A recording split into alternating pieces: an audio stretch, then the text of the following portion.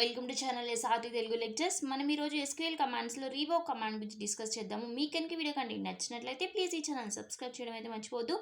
ఈ revoke command DCL command కిందకి వస్తుంది. మనం ప్రీవియస్ వీడియోలో గ్రాంట్ కమాండ్ చూసాం కదా, సో DCL కమాండ్, సో ఆ కేటగిరీలోకి ఈ revoke కమాండ్ కూడా వస్తుంది. సో మీ కనుక వీడియో కంటెంట్ నచ్చినట్లయితే ప్లీజ్ ఈ ఛానల్ సబ్స్క్రైబ్ చేయడం అయితే మర్చిపోవద్దు.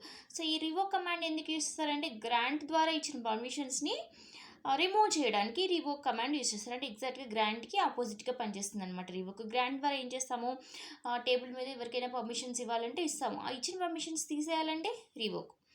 So this revoke command is used to remove the permissions on users accounts for access to a database updates. అంటే డేటాబేస్ మీద ఆబ్జెక్ట్స్ మీద ఇచ్చిన అది టేబుల్స్ మీద ఇచ్చిన పర్మిషన్స్ రిమూవ్ చేయడానికి ఇది యూజ్ చేస్తారు.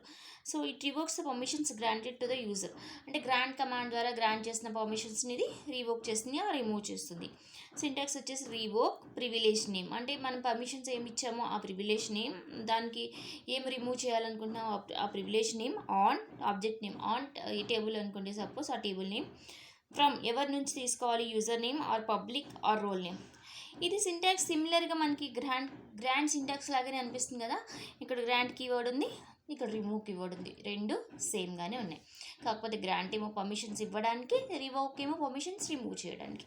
ఓకే, ఎగ్జాంపుల్, ఈ సపోజ్ ఎంప్లాయీ టేబుల్లో ఎంప్లాయీ 1 దగ్గర నుంచి మనం సెలెక్ట్ అండ్ అప్డేట్ పర్మిషన్స్ని రిమూవ్ చేసేయాలి. దానికోసం ఏం చేస్తున్నాము, రివోక్ ప్రివిలేజ్ నేమ్, ఏ ప్రివిలేజ్ని రిమూవ్ చేయాలనుకుంటున్నాము, select and update on object name, ఏ టేబుల్ మీద, ఎంప్లాయీ టేబుల్ మీద, ఫ్రమ్ ఎవరి నుంచి, యూజర్ 1 నుంచి, ఎంప్లాయీ 1 నుంచి సెలెక్ట్ దర్ అప్డేట్ పర్మిషన్స్ని ఎంప్లాయీ టేబుల్ నుంచి రిమూవ్ చేయడానికి ఈ రివోక్ కమాండ్ యూజ్ చేశారనమాట. ఇలా